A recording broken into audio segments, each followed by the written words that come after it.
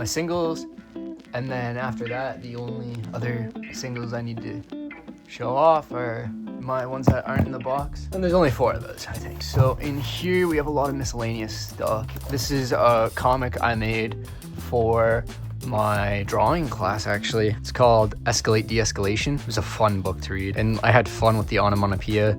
Like, you can see that the fire says whoosh, and yeah, I know I had a lot of fun drawing that. Actually, oh, here's another calendar.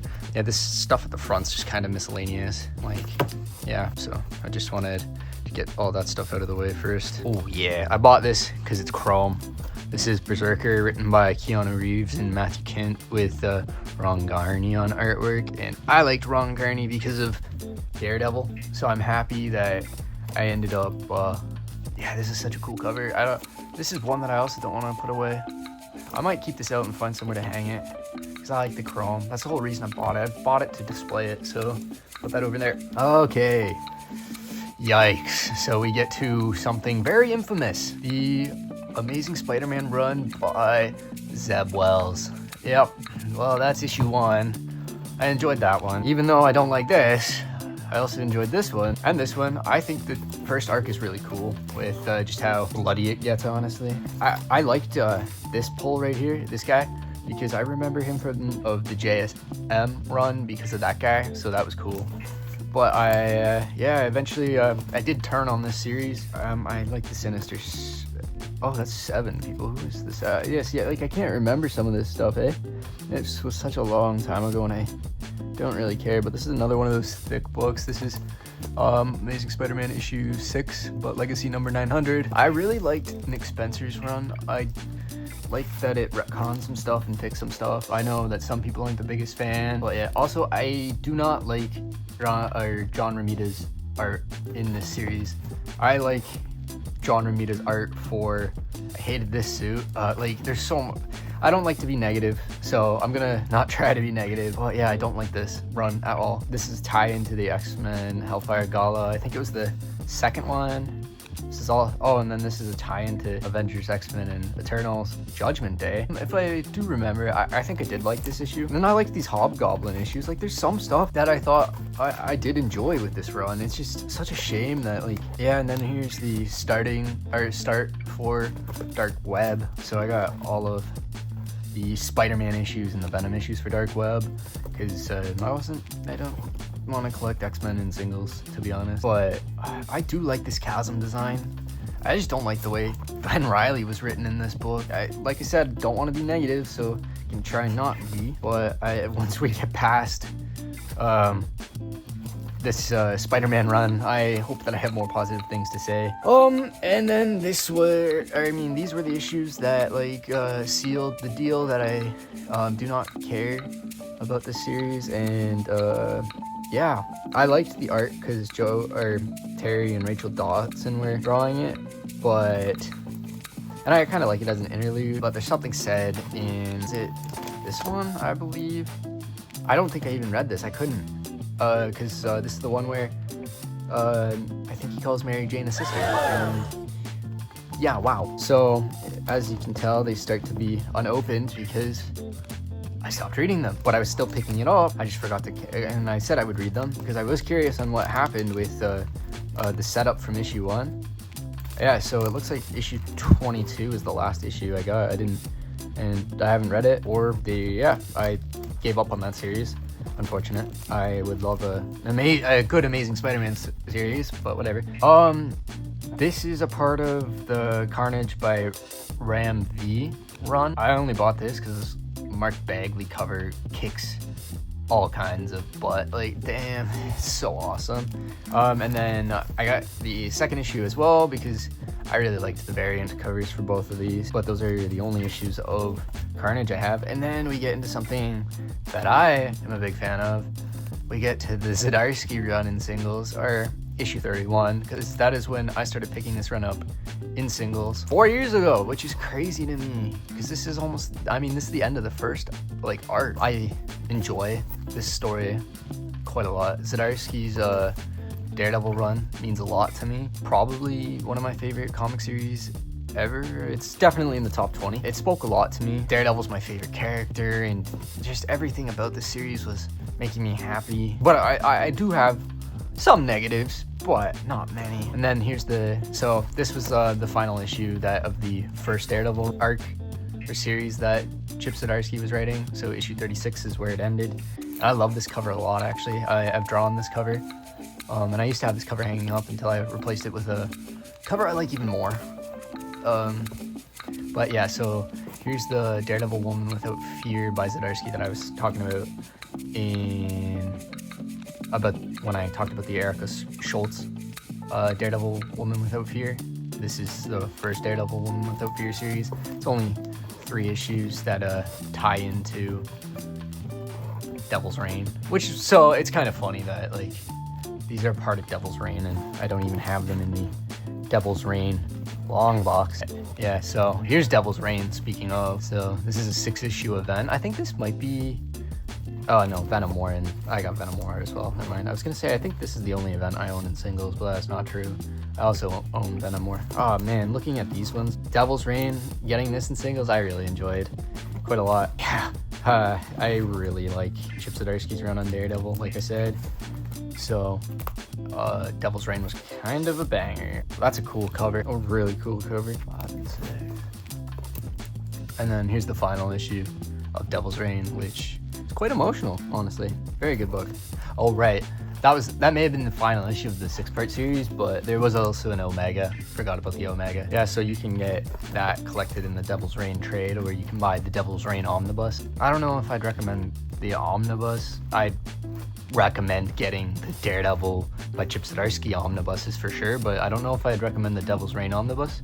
But if you buy Daredevil by Chip Zdarsky in the 2 omnibuses, Devil's Reign is collected in the 2nd omnibus, so just heads up. But yeah, and this was the start of the 2nd series, which I love this cover a lot. I have a poster of this cover in my room for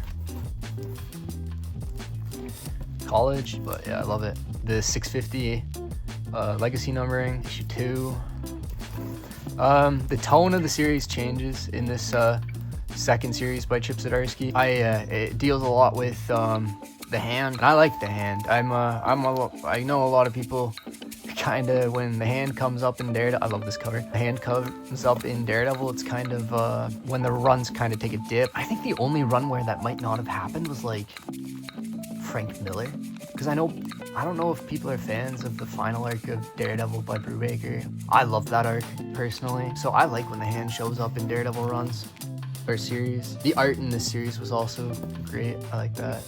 See, and this is what I meant. Like, I thought there was going to be a Punisher Daredevil crossover. Like, I would have kind of liked that. Oh man, that's a sick cover. I love this issue. Oh, what a series. Please go read this if you haven't read it. Like, pick up the Omnis or pick up the trades. Like, oh man. I got my younger brother. I gave him all of my trades because I upgraded the series to my deluxe editions, hoping there would be a 5th volume, but well, there hasn't been, so that's kind of scary because I want the 5th volume to have these 14 issues, I believe. But yeah, oh, that's a cool cover. Yeah, like the stuff that happens in this series is just so impactful, and when you get to the final issue of the arc, man, this yeah, it's very sad, honestly. But yeah, so Daredevil by Chip Zdarsky, please go read it. And then we got Hulk by Donny Cates, issue 1. I wanted to pick this up because I like Donny Cates a lot. I didn't have much Hulk comics at the time. I think when I bought this, I had none. But I really like this, these covers. But these are 2nd printing. I don't even know what printing this one is, but this is the 2nd printing. It was you'll see that I didn't care for it enough to continue reading it, unfortunately. Maybe one day, but yeah, I stopped after the first arc. Or yeah, so after issue 6 I stopped, but I kind of have the issue 7 and 9, I believe, because I think, or 7 and 8, because that's a part of the Thor or the Banner of War, so the Thor crossover, so I have that in trade. Then we got Inferno, issue 1. I like Inferno. I think Inferno's good. This awesome variant cover. Like, I think that's Peach Momoko. Beautiful variant cover. I could check who it was, but like, I don't like opening these, to be honest. Issue 3. Hickman. This X-Men run is definitely interesting. I don't have anything against it. I kind of thought X-Men stories would be more exciting because his is more of a government story, but like I feel like if I gave it a reread, I'd like it. What I say, X-Men's Avengers or X-Men is worth it. I really like House and Powers of X, so maybe. And I do also like the Ten of Swords crossovers. That's pretty good. But if you're gonna get something for Hickman, I just recommend the Fantastic Four omnibuses. Anyway, Venom Lethal Protector, which is a retro pick from Marvel. That's what they call the old stories. They call them retro picks. Or I think that's what they were calling them, because in some of my preview books, they called them retro picks. But anyway, this is Venom Lethal Protector, written by David Michelinie. David Michelinie. I really like it. This was an awesome series. I ended up getting... I wish I didn't get this one in singles. I would have loved to put this on my shelf. I mean, so technically I still can. I just haven't. I could probably like either sell these or give them to my younger brother or a friend and then just buy the trade. Because I don't want to have them both because I don't need them both. But I think that it would look great on my shelf because I have Venom Lethal Protector Volume 2. Because this is the second volume of the Retro Pick series by David Michelinie. But I ended up just getting this in trade. I went to the comic book store, saw this was in my pile, and was like, I don't want it in singles. And then they just took it off my list. And then after that, we got an issue of Wolverine that a friend of mine gave me because he knows I like comics, and it was just very kind of him. I appreciated that. Then we get into my Wolverines series. I was picking this Benjamin Percy run-up in trade and really enjoyed the first two trades. Like that first Benjamin Percy trade from Wolverine, I love that. I think it's really good. One of my favorite Wolverine, like that was so much fun to read. I do like this run, or what I read of this run. I don't know what I'm gonna do. I hope that they make an omnibus, I'll be honest, because if they make an omnibus of this, I'll buy it, because I also really like having Wolverine omnibuses. I feel like at the end of the when I'll probably end up having more Wolverine omnibuses than Daredevil omnibuses, which is surprising. But Marvel's good at pumping those out. This is a really cool story. I really liked this one. Yeah, and then after Inferno. No, was it after Inferno? No, this was after the 10 Lives and 10 Deaths of Wolverine is when this issue came out. So the Wolverine series took a break for a minute, and so I'll show you those issues. But after it came back with issue 20, Deadpool showed up. And yeah, so Wolverine and Deadpool have some fun antics together, and they bring back a villain that I like from, I'm not going to say because I worry that it would spoil, but go read Astonishing X-Men. I love Astonishing X-Men. Yeah, I thought this was fun. It's quite violent, but I've just never been a big Deadpool guy. I like the movies. Haven't read many Deadpool comics, but I really like Uncanny X-Force, which Deadpool's a big part of that. And he's probably one of the best characters in that book. But that's just because Rick Remender wrote an amazing story. So if you haven't read Uncanny X-Force, please do. That's like my favorite Marvel story of all time. The omnibus is on Amazon, and it's been reprinted a couple times, and every time it gets reprinted, people are like, oh, this series is awesome, so go get Uncanny X-Force, and then let me know how you feel about it. These were the final issues I got of the series, because I was starting to think about taking money, so I didn't even finish this arc that Benjamin Percy was reading. So I think I ended up reading 3 arcs worth of his stuff, because it's not like it's a small chunk. Like, it's a big, not big, but like that's a couple issues. It's more than 10. And then I also really liked his X-Force stuff, so I got the X-Force, or I started picking the X-Force stuff up at issue 21, because I had the first 3 trades. Yeah. this didn't last long for me. But yeah, no, the X-Force stuff did not last long for me. But this is a really cool cover. I like that one. That's a sick cover.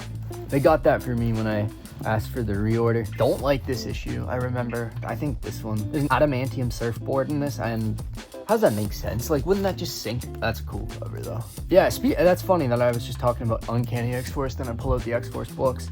Yeah, this is not Uncanny X-Force, this is X-Force by Benjamin Percy. So my final issue of X-Men by Benjamin Percy, unfortunately, was X-Force, issue 28. So I didn't even finish the story. Once again, it was just a money thing. Like, they were always, Wolverine and X-Force were at the bottom of my reading order a lot of times, so I cut them off my run. Anyway, this is X-Men issue 21 by Jonathan Hickman. I only have this one in singles because it's not in the final trade of X-Men by Jonathan Hickman. X-Men by Jonathan Hickman in trade ends at issue 23. Or, sorry, not 23, 20, but this is issue 21. And then the Planet-Size X-Men by Jerry Duggan. I bought this because I thought Hickman wrote it.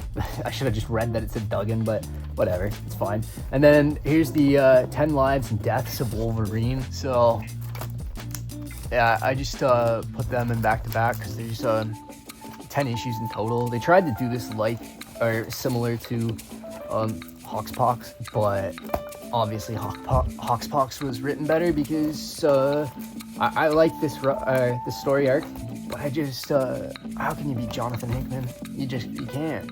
Like, this is a cool issue in my opinion.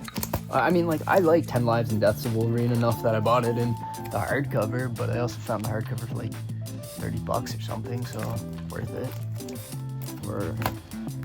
So this should be this is the end of the Marvel in this box. The rest is, I think, stuff from Image. Yeah, so that's my Marvel stuff for this box, and then we get into The Walking Dead. Yeah, so I'm a really big Walking Dead fan. The Walking Dead is what, like, got me really into comics. So I wanted to have some of them in color, so I just got the first 6 issues of The Walking Dead Deluxe in color because they didn't have one of the issues. I honestly, I was really tempted to put this on my pull list because they say that they're not gonna put these out in trade or collected edition, but I guarantee one day they will. Not soon or anything, but when they put it out in color, I'll be there. This is issue 83 of The Walking Dead. I got this one specifically because it has some art I really like in it, and then I got a blank sketch variant cover of issue 100 of The Walking Dead Deluxe. Obviously, I wanted this one in color as well because, yeah, beautiful book. Yeah, if you know what happens, I was curious on what that would look like in color, and didn't disappoint, I'll be real. But yeah, I got the blank sketch because I'm either going to draw like an image of Negan on it, or I want to get like Charlie Adler if I could ever meet him, or I really want to get Ryan Otley to draw something. I really like Ryan Otley, so I'd love to have him draw on my blank sketch. And then we get into like some of my other like Walking Dead issues that I just had as it was coming out. So issue 150 of The Walking Dead, I got this because I like that variant cover by Ryan Otley, surprisingly. I just mentioned his name, but yeah, and then I like did my own drawing on the back of the board of this cover when I can't even remember how old I was, maybe 11, 13, something like that. And then I have issue 163, I think. No, sorry, it's 151 with Dwight on the cover. I like Dwight a lot. Dwight's awesome. So then I tried to draw that. Yeah, I definitely tried. I can say that. As I'm older now, I'm not a big fan of that piece, but I like the other one. And then issue 155. These ones, keep in mind, all this is like the original stuff when it was coming out, so these are in black and white, not in color. Issue 157 of The Walking Dead, which was the start of the Whisperer War. I really wanted to get the Whisperer War in singles because I couldn't wait for it to be all collected, because like at the time of this coming out, oh man, The Walking Dead was so hype when Whisperer War was coming out. Oh, love Whisperer War. I really want to read The Walking Dead. That's something that I'm planning to do probably over the summer, because like I loved it as a kid. It got me into comics, and I just wonder how it holds up to a lot of the books I've read recently. And I feel like it will. It has to. Like, there's a reason why it's in my top 10. Negan. I love Negan. Oh, and yeah, all these covers connect. Yeah, these covers are awesome. Yeah, I got all those because they were connecting covers. So I have the 6 of those as connecting covers, and I'd love to display them one day. And then I have the 25-cent issue, which was issue 163. I love this cover. I like Rick's arm or hand being right there.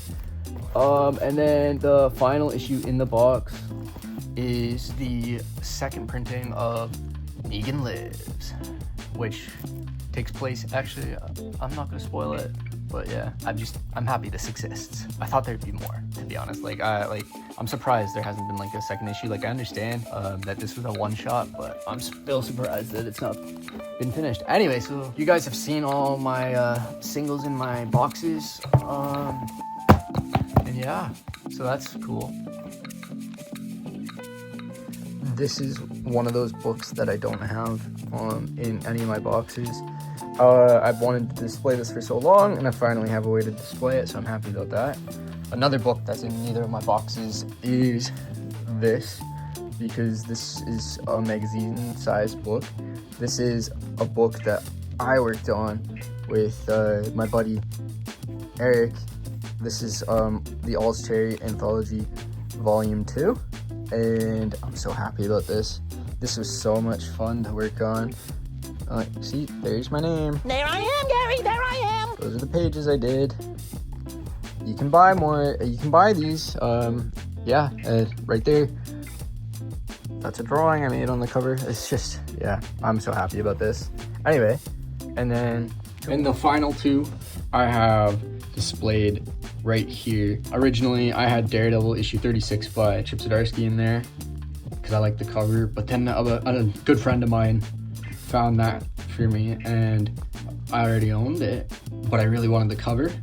And then I asked him how much he wanted for it, and then, man, it was just a gift. So thanks, bud. If you're watching, I hope you are. Thanks, man. And then this is the issue I bought because I wanted to have a cover with Dick Grayson and Wally West. So yeah, those are my singles.